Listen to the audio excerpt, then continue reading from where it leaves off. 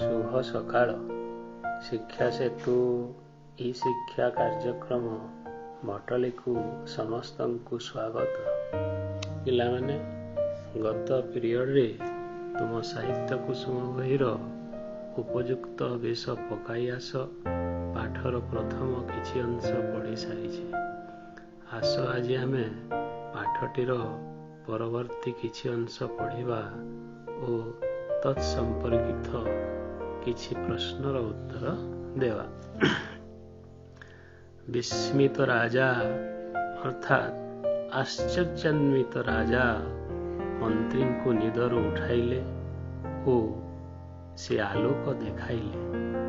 मंत्री अति स्वाभाविक भावरे अर्थात ठीक भावरे कहिले, महाराज मु संध्या बेले आखपाख लोकंकठू शुणिथिली कि से पर्वत उपरे जड़े सन्यासी रहंती। शीत राति से निया जाली छंती। राजा मंत्री को पचारिले, तुमको से आलोक किपरि लागुछि? राजांक प्रश्न रे आश्चर्य होई मंत्री कहिले, मणिमा सुखिला काठपत्र जालिले निया जेपरि हुए यहा सही परी। तापरे राजा मंत्री को कहिले, तुमे सोइब जाओ। राजा बुझिले जे आलोकर जेउ विशेषत्व निजे देखुछंती मंत्री देखु पारु नाहंती। एठारे विशेषत्व अर्थ स्वतंत्रता। प्रभात हेला अर्थात सकाळ हेला।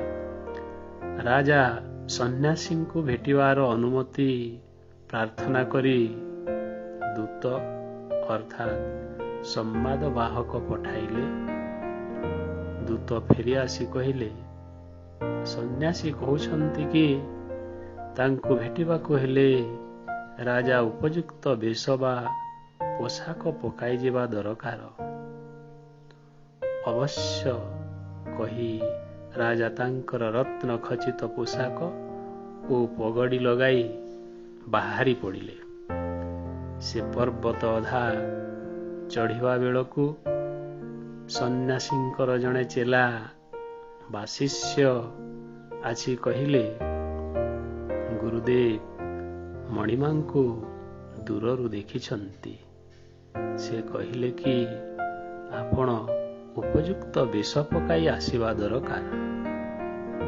राजा नीरवरे शिविर को आसी रत्न पोशाक उतारी जड़े साधारण नागरिकर पोशाक पिंधिले और निजको निजे कहिले, वास्तविक राज पोशाक रे सन्यासी पाखक जीवाकू बाहरिबाटा बोकामी अर्थात मूर्खामी छड़ा आउ कौन।